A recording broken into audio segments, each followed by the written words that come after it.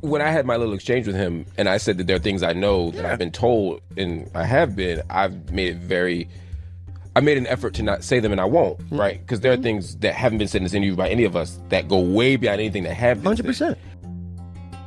Because the goal is not to drag anybody, it's not to humiliate anybody. That's not the point here. Right. There's no pettiness in this. This is about you telling your side of the story, and hopefully creating a space for healing. Yeah. That's all I want to do, man. It's the only reason why I'm here. Yep. How do you heal? How can you heal from this? More conversations like this. Yeah. But with a level of openness and understanding and compassion. Houston, we have a serious situation. We really have a situation. And before I spill this exclusive info I just got, I need to start with an apology.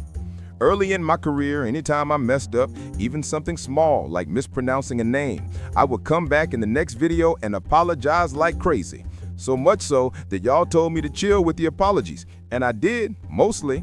But this one, yeah, I need to apologize. So when Anton and Marc Lamont Hill first started, I leaked some messages. Anton's was chill because it was a DM I had sent and we weren't tight, so whatever.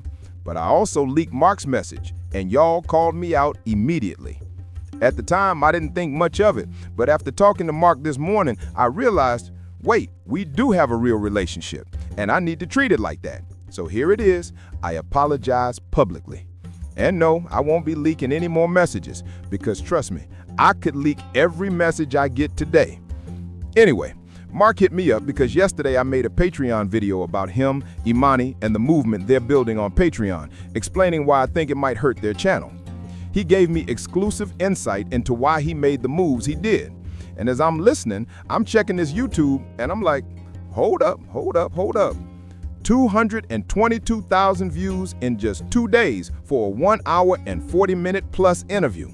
I said, Marc, this video just made your month, didn't it? Laughing emojis everywhere.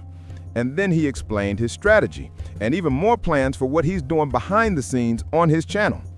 There's a ton of info I can't share yet, but I can absolutely speculate on what's about to happen because of it. This beef between Brian McKnight and Marc Lamont Hill, oh, it's far from over. So much so that it made me rethink how I produce content, because I catch myself preaching moral high ground even though I don't like playing morality police with Joe. Time to stop doing that with the rest of the crew too.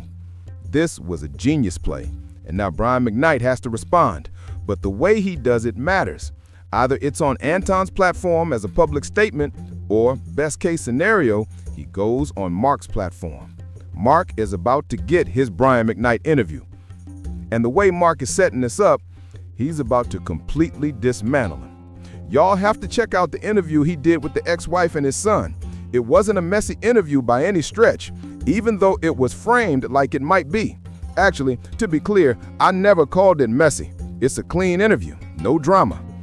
But a lot of questions came up from Brian's side, and he tried to get his side of the story on Anton's channel. I keep bringing up Anton's channel for a reason. They were supposed to have a conversation, debate, whatever you want to call it. And before this even went down, Anton went on his own channel, rightfully so, and started talking all kinds of wild stuff about Marc Lamont Hill. But the main takeaway is, this is Marc's playground. This is his domain. He's the one who thrives on content creation. So this is going to hit Anton in the gut, especially since he did the same thing Marc did. Put it on his Patreon and post it to YouTube. I'm assuming here because I'm not a paying member on Anton's page, just a free one. But his YouTube video with Brian McKnight has around 190,000 views in 2 weeks, and Marc hit 250,000 in just 2 days, and it's still climbing. We got so deep into the content strategy that I threw another idea his way. And trust me, something huge is about to happen that's going to shake things up. So y'all better be paying attention to Marc Lamont Hill. If you haven't already, go subscribe to his page.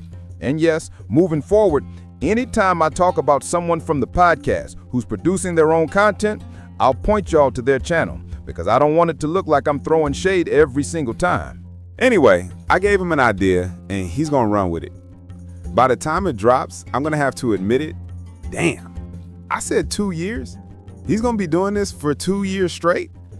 I might have to take a year off just to catch up. He's about to drop content that's gonna make Joe lose it. But by the time Joe even realizes what's happening, it's already too late.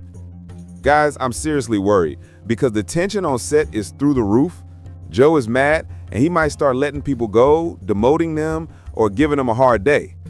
I'm not even talking about the people who might bounce on their own. Marc is positioning himself so he'll never have to go on anyone else's podcast again. And unfortunately, Brian McKnight is the first domino, and he's about to walk right into it. Don't you find it wild that Marc has been throwing shots at nearly everyone on the JBP consistently? Almost every time he's on, he lands some below the belt heat, and then he'll spin it like, I was just joking, or we can talk about it, whatever you want. What that tells me? Marc is about to dominate content creation, and people are sleeping on the connections he already has in the industry. Joe, I know you watch, and it's telling that the last time you mentioned me, it was about how you feel Marc is trying to take over your show. Well, I'm telling you it's worse than that, sir. He isn't trying to take over the JBP. He doesn't even care about it. He's soaking up every piece of knowledge and behind-the-scenes info he can get, and he's going to apply it for himself. And every time I say this, it sounds like shade, but it's not. Joe, you can't keep building everyone else up and then be surprised when they start moving differently while still calling it your creation. There's way too much money in this industry. There's way too much people can do and are willing to do that you aren't.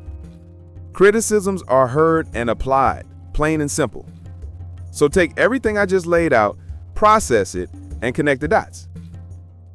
Oh, and we keep hearing about 2026, and I keep thinking, Joe, Ian.